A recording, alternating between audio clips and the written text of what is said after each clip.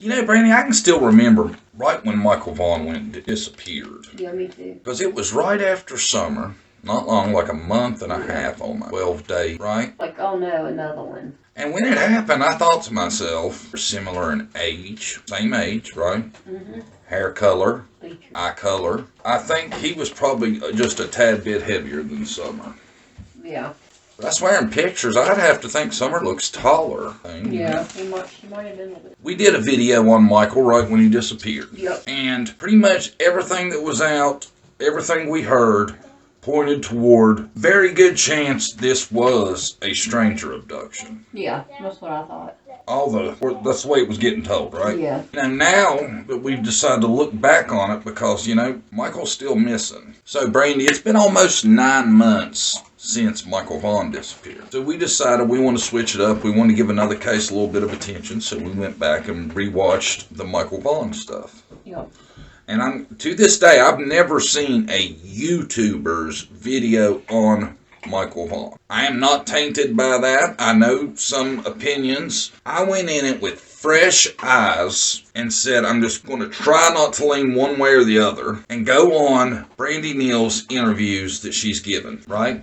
Yeah, but me from the beginning, I thought she had something to do with it. You didn't think that. What did you think? I don't remember hearing you thought that. I thought that from the very beginning. I told you there's something not right with that situation. Well, I mean, we don't know that she has anything to do with it for sure. We have feelings. That's my opinion from the very start. Opinions, exactly. Not her, but there's something fishy. I don't necessarily think she's in on it. I think the dad makes a much better suspect. That's what I'm saying. She might be in on covering up for him. There's even another thing that's kind of a similarity in the two cases too, right? Mm-hmm. Both Summerwell's case and Michael Vaughn's case, there's one parent at work, one parent at home. Yep. Now the sexes flip. It's the mom that's at work and it's the dad that's at home. Yep. So, it's not like, you know, she was in charge of Michael's safety at the time he went missing. Right. I agree. Been the dad's responsibility. Now, from day one, I always had a problem with, just because I'm a parent myself and I wouldn't have done it, he left Michael outside to change a diaper. Right. At 5 years old. Problem. Now, I got some pictures of the neighborhood, like an aerial shot, to give you an idea. We're not talking like they live out in the country. No.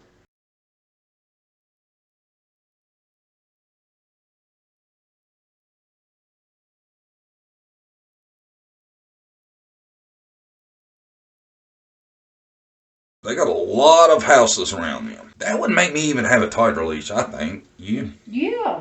Yeah, we don't even let our 8-year-old out by herself. I wouldn't do it. And she, no way at 5. No, at 5 years old, you don't make the best decisions. You're still wanting to play and have fun. Yes. Know?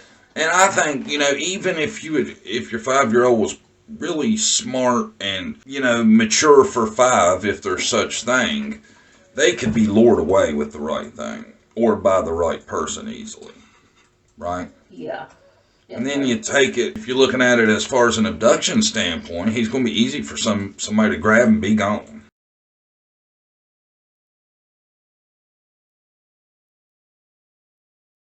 And apparently, since there's no eyewitness, makes you wonder, right? Oh, yeah. It does, really. Now, there was a car that we've heard about for quite a while. Yeah. Even in the beginning, I remember hearing something about the car. Yeah. The car was a white Honda Pilot that was seen in the area around the time Michael went missing. Well, there's an update to the car. Car's been found. They know who drives the car, right? Yeah.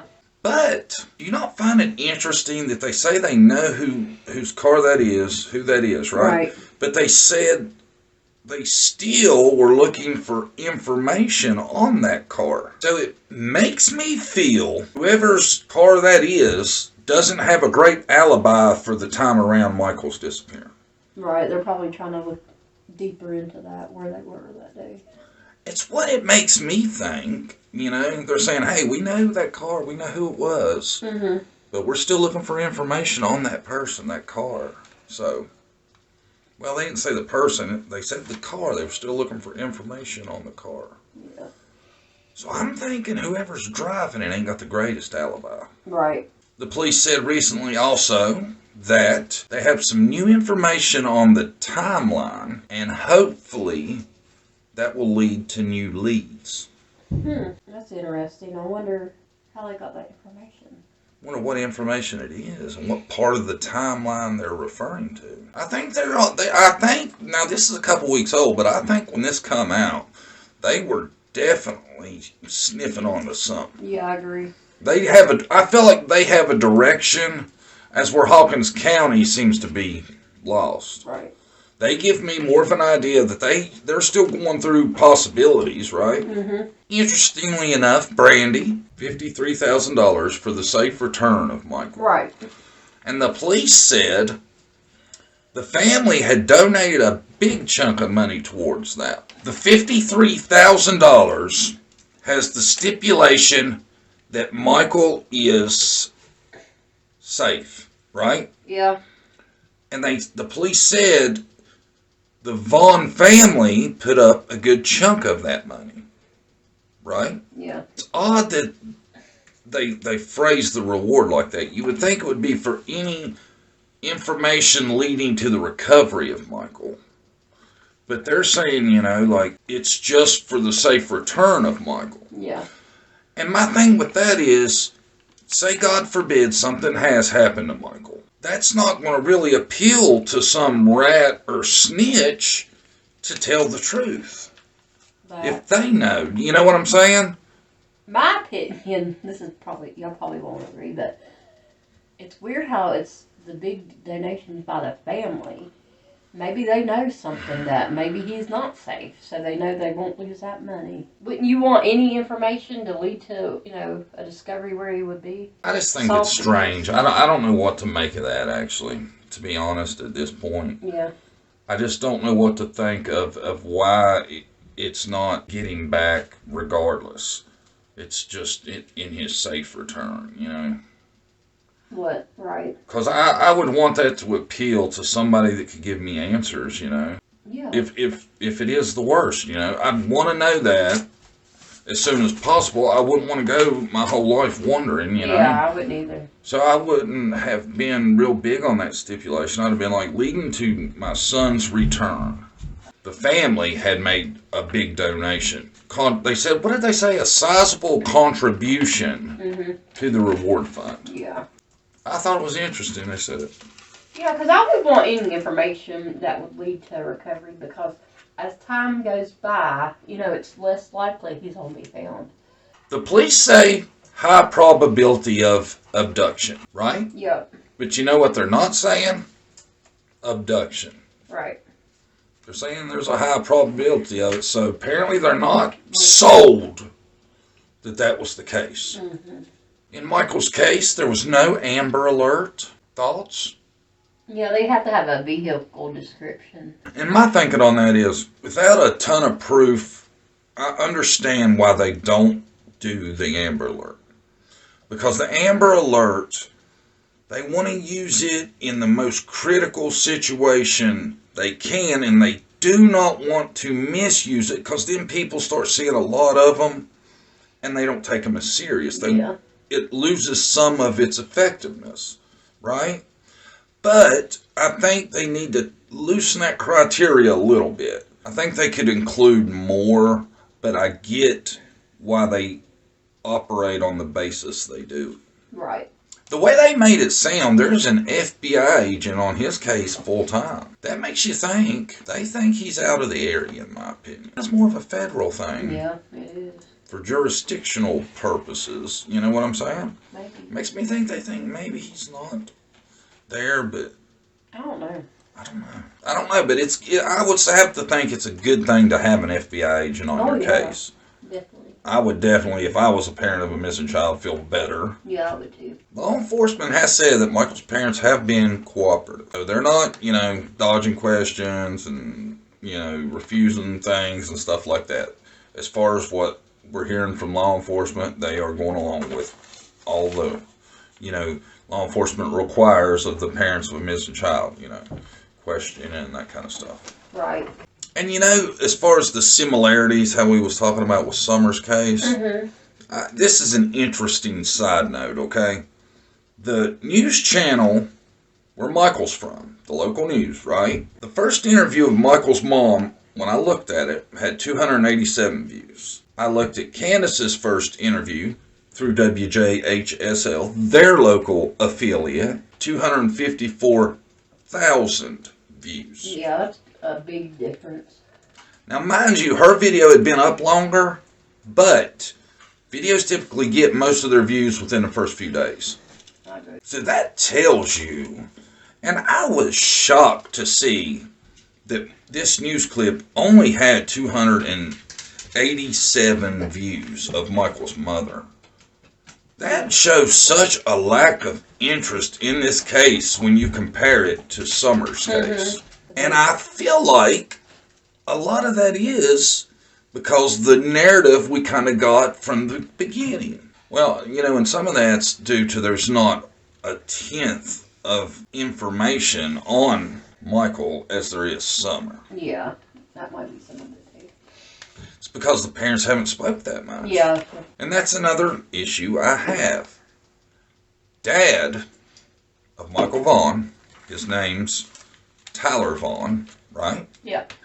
Has said 3 words that we could find to the media. Brandy says she's a spokesperson for the family, but that doesn't mean that he shouldn't, come and speak up about it, Well, when you're a man and you lost your son on your watch, you should be up front leading the damn charge. I agree. 100%. It happened on your watch. And even if it didn't, you should try to set an example and be the leader for your family that they need, because this is a bad situation you're in. I don't think there should be excuse. You should get in trouble for letting them be outside. It might have been an accident, but they should have locks on the doors or something, and that's another issue I have too, is she says Michael was really rambunctious and he would wander. So, when he walked in the house to change the baby, he knew that. Yeah. Why would you do that? That's so irresponsible. I'm sorry. I don't want everybody to get mad, but we are just stating the truth here. Everybody has got to realize these days you have to watch your children like a hawk. Yeah. Letting them roam the streets at 5 years old. And I know she said that he's made it down to the end of the block a couple times. You just can't do that. You got to have things set up to stop that from happening. And he seems probably like he knows what he's doing, knocking on doors. He's done it before, It's not like when we were little, go and do whatever, play all day. No. No, it's a different time, man. And, everybody should be caught up to that 20 years ago. This isn't news that you have to really watch your children because there are sick people out there. Everybody should know this, Trafficking is an enormously horrible issue, and everybody should be aware of that and respond accordingly. And leaving your 5-year-old outside while you go in the house, and changing a diaper can take a minute if you do it right. Yeah. So, I wouldn't have done that. It's that simple. That's why I question why he did. Well, if you think about it, say he goes, he gets the little girl, walks in, changes the diaper, right? What does Michael, if he's gone 2 minutes, he's at the end of the block, I would say. But would Michael immediately walk off after his dad had walked in to change a diaper, do you think? I don't know either. I know I wouldn't have done it back in the day, but I really feel like if I'd have told one of my boys, stay right here, I'll be right back, I don't think they would have walked off. Usually a kid might listen, but then starts getting bored or gets distracted, and then maybe, but it takes There you a go. Yeah. There you go. So Tyler Vaughn spoke 3 words to the media. Anything helps anything. kind of in passing after she was talking. Right. Brandy Vaughn says she got a phone call at work at 7:04, and it was Tyler on the phone screaming he couldn't find Michael. And she acted like as she was talking to him, he was continuing to scream for Michael. Find that odd. Yeah, I do too. Before I would call you to panic you, I would know he's not there to hear me screaming for him. But, I haven't been in that situation.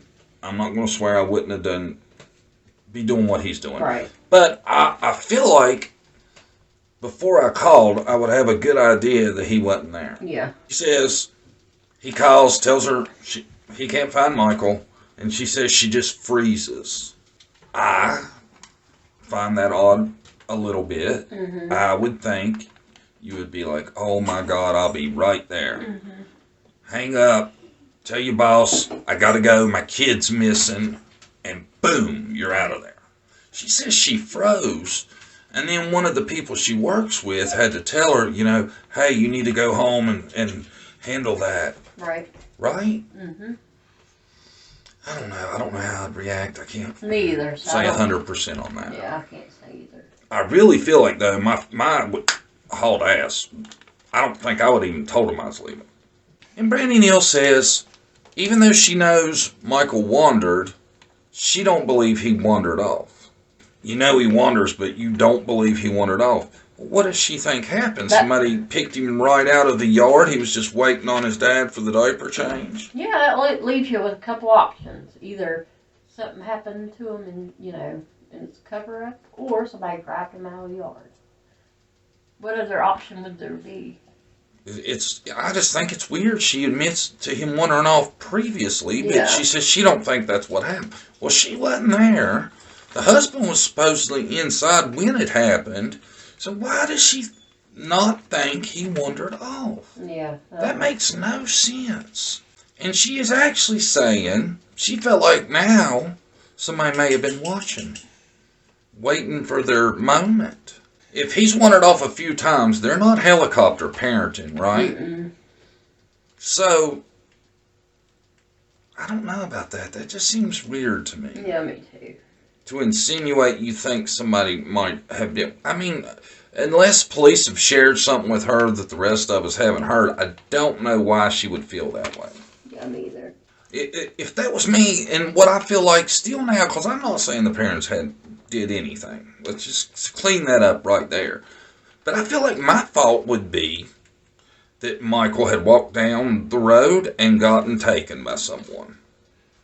Is what I would assume, knowing he has wandered off. Yeah. Right? Yeah. I don't know why it would make you feel like somebody was watching. Me either. That's weird. When she says, she does state, well, Michael's never went further than the end of the street. But if you look at this street, the end of the street is quite a jaunt down there for a 5-year-old little boy to be by himself. I'd be terrified of him getting hit in traffic in town like that. Yeah, I would too. There should have been a lock on that gate that a 5-year-old couldn't have got through. Yeah, and the door. She said something that you very rarely hear. And she said the police feel like family to her. If that's the case, that's great. Mm-hmm. That the police can give the parent of a missing child that kind of attention and dedication and stuff, that they feel like that. That makes me think, if no matter what we know or don't know, that the police are doing a really good job. If the police were just screwing up, they felt like you'd probably say something. Yeah. So to say that they feel like family, that's good sign that they're really into this case. Mm-hmm. Right? Yep. But at the end of the day, like I said, I'm not saying either parent had anything to do with it. I'm just pointing out some things that seem odd, in my opinion. Final thoughts? Me too. I don't really know if they've done it. I just have a bad feeling. I'm sorry.